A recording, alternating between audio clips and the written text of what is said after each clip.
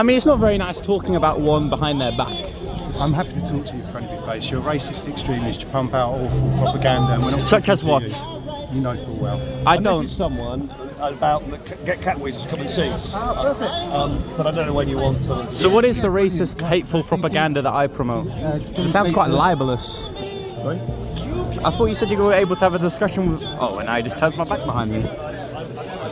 I mean, I know there's a priest here, so it's not very Christian of you to speak behind one's back and give libelous accusations that are quite demoralizing.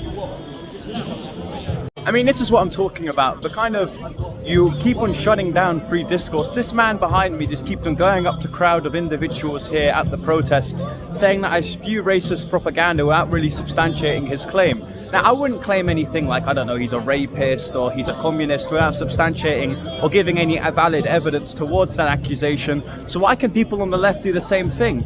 I mean, if we live in a society that arrests people off the merit of their speech, then how come he's not arrested for hate speech and inciting violence when he called me, and I quote, someone who pushes racist propaganda? It's inconsistent of the left to say that the right should be arrested for inciting violence, and the common tactic of increasing the music so they can't hear me speak. Again, that's like burning books. That's fascist Italy right there.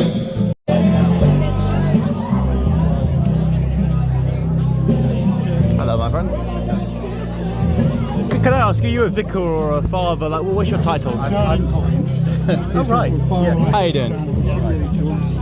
I mean, hopefully the clergy haven't politicised themselves. I just wanted to have a discussion on Christianity. Yeah, I'd have a discussion on Christianity gladly. Yeah, so it's my understanding that within Leviticus it says that God gives borders, and very clearly Christ says, render unto Caesar what Caesar is owed. So for me, I believe that there's a separation of church and state. So what would you say if you believe that, for example, do you believe the people who are protesting against the migrant hotels are racists or fascists? No, I'm not going to put labels on anyone. I don't think that's helpful. I just believe in compassion, which seems to be fundamental to the Christian gospel.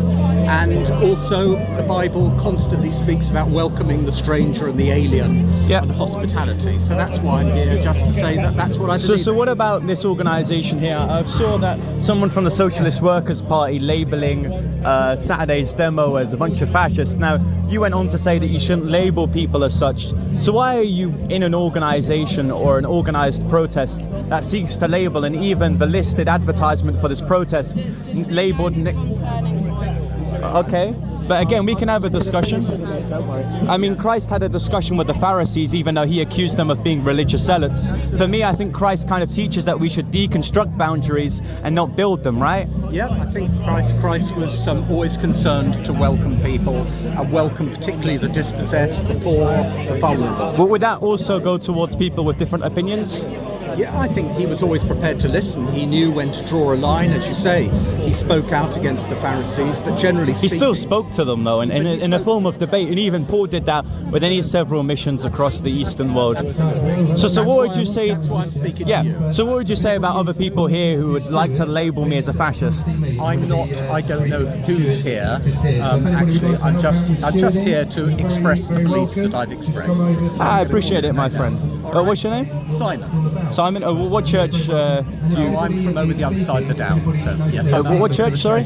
From South Harting. I appreciate it, my friend. Have a great day. Thank you. I mean, that's kind of my point here, just to have discussions with people I disagree with. I don't think Christianity intrinsically teaches either this closed border policy or this open border policy. Certainly we can accept migrants who have genuine refugee statuses, that's from the Christian doctrine of compassion and empathy. But whether we should accept an Ethiopian migrant who violently sexually assaults a 14-year-old, or another gentleman who's homeless and starts breaking into several schools, that's on another matter of compassion. I think to a degree we must be divisive. Of course, Christ says that he's come down with the sword to spread mother and father, the whole family unit in his message of Christ.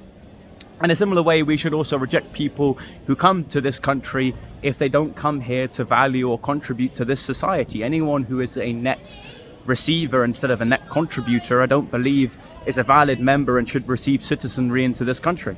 Love and unity. That is what we represent. Peace, love and unity. I have to go through some safety things with you because that is the nature of the world we live in at the moment. Okay, so if you just bear with me. If everyone could remain alert and vigilant, because we may have visitors. We already have one visitor from Turning Point.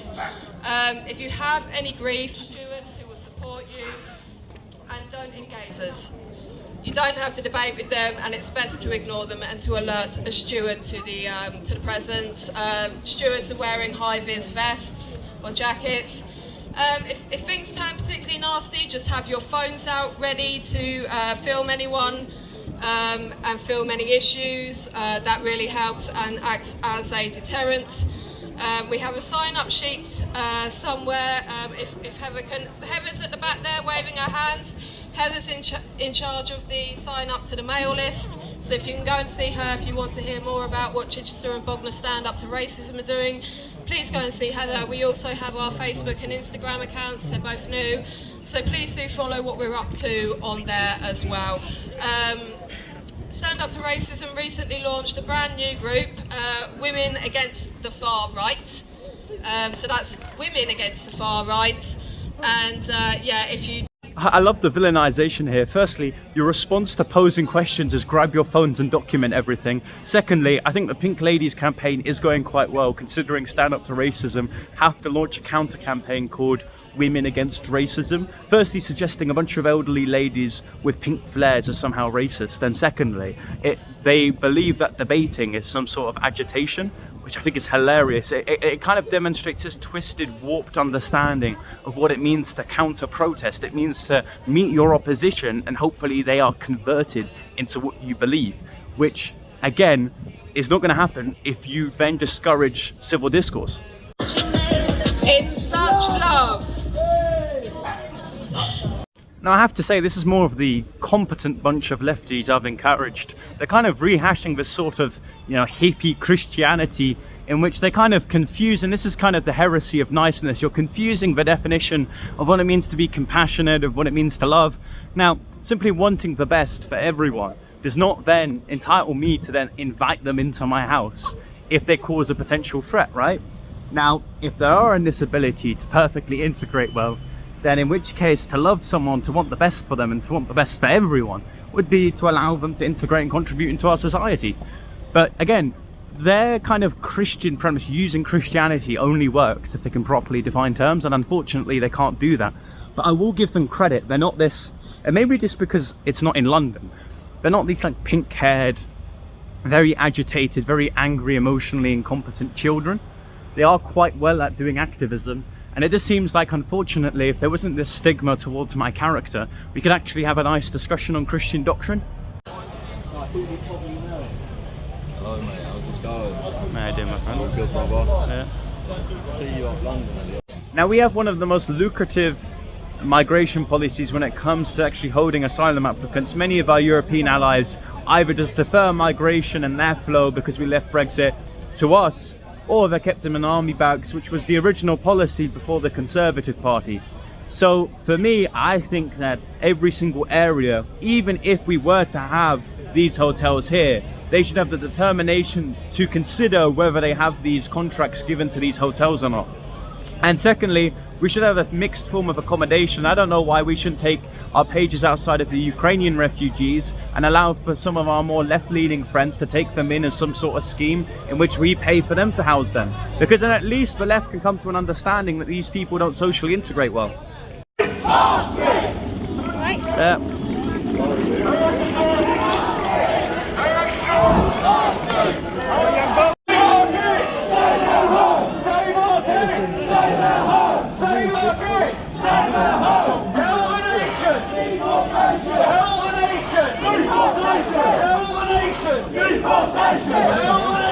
Deportation! Does anyone know what Keir Starmer is?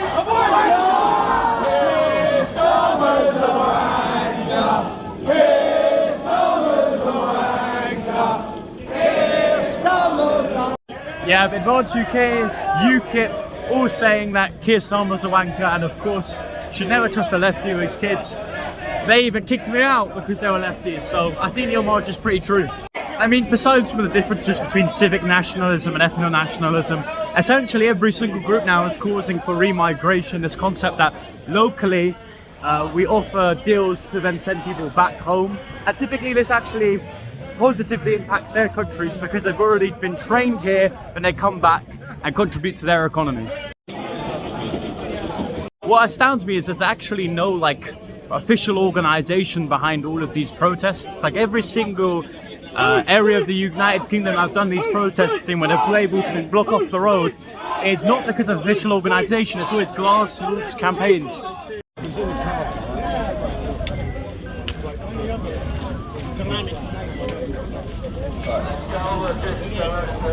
Let's tell citizens of Sussex what we think of lefties.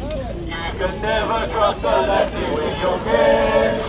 You can never trust a lefty with your kids. You can never trust a lefty. Never trust a lefty. Never trust a lefty. So the hotel is just behind me here, and interestingly, a lot of them are barricaded. I mean, optically, it's not great for the hotel. If you firstly sell it out, so it's no longer a part of the tourist economy, and secondly, if you have it all greyed, barricaded out, all of the beauty of its original architecture is kind of void. It's very dull, it looks very dystopian, and it kind of reflects again the mentality of the protesters here.